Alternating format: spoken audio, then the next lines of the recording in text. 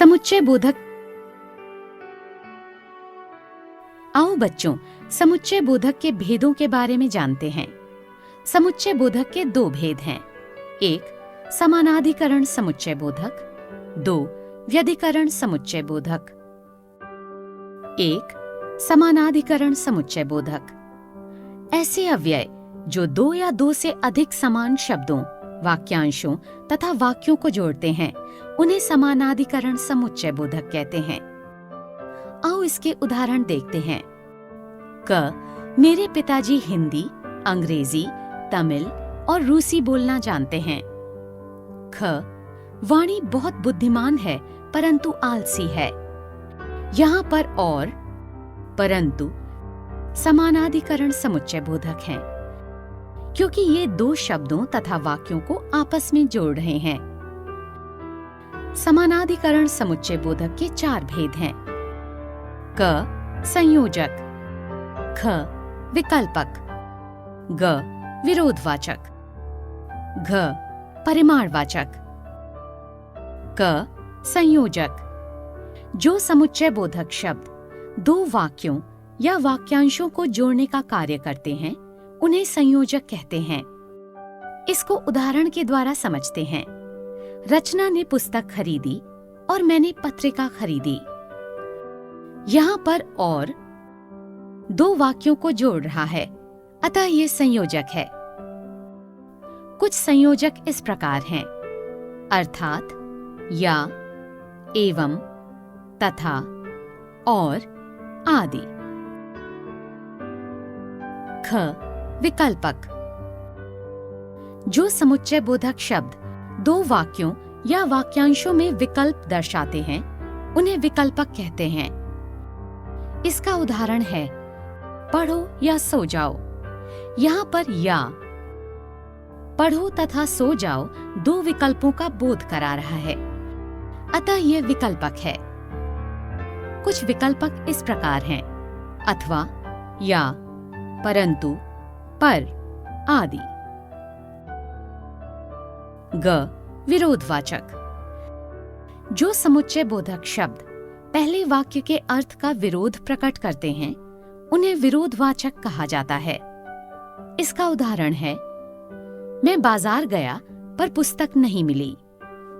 यहाँ पर पहले वाक्य का विरोध दर्शा रहा है, अतः ये विरोधवाचक है। कुछ विरोधवाचक इस प्रकार हैं, पर, परंतु, किंतु, लेकिन, आदि। घ परिमाणवाचक जो समुच्चय बोधक शब्द एक वाक्य के परिणाम की ओर संकेत करते हैं, उन्हें परिणामवाचक कहते हैं। इसका उदाहरण है तुमने परिश्रम किया इसलिए सफल हुए। यहाँ पर इसलिए परिश्रम करने पर मिली सफलता का परिणाम दर्शा रहा है। कुछ परिणामवाचक इस प्रकार हैं, अन्यथा, नहीं तो, आदि। दो व्यधिकरण समुच्चय बोधक अव्यय जो अव्यय एक या एक से अधिक आश्रित उपवाक्यों को प्रधान वाक्य से जोड़ते हैं, उन्हें व्यधिकरण समुच्चय बोधक कहते हैं। आओ इसके उदाहरण देखते हैं।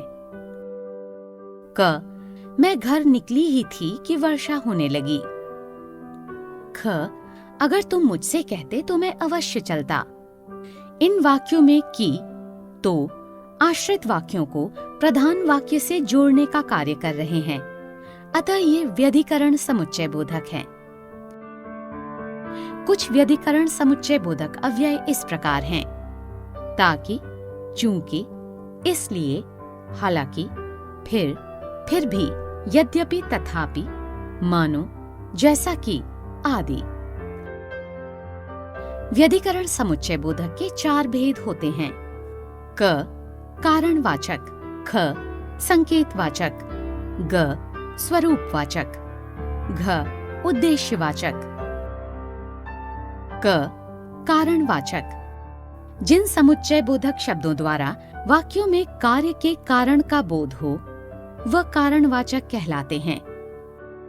इसको उदाहरण के द्वारा समझते हैं। वह बीमार है इसलिए विद्यालय नहीं आया। इस वाक्य में इसलिए विद्यालय नहीं आने के कारण का बोध करा रहा है। ख, संकेतवाचक। जो समुच्चय बोधक शब्द किसी संकेत या शर्त की ओर संकेत करते हैं, वे संकेतवाचक कहलाते हैं। इसका उदाहरण है, यदि कल छुट्टी हुई तो हम सर्कस देखने जाएंगे। इस वाक्य में यदि और तो से शर्त का भाव प्रकट हो रहा है। ग, स्वरूपवाचक। जिस समुच्चय बोधक का प्रयोग पहले प्रयुक्त शब्द या वाक्यांश का अर्थ स्पष्ट करने के लिए किया जाता है, वह स्वरूपवाचक कहलाता है। इसका उदाहरण है, चंदना ऐसे मुस्कुरा रही है मानो सब जानती है।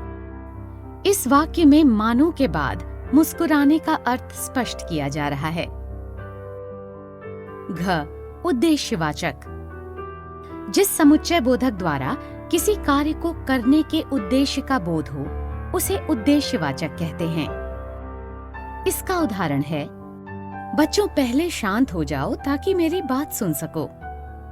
यहाँ पर ताकि शब्द कार्य को करने के उद्देश्य का बोध करा रहा है।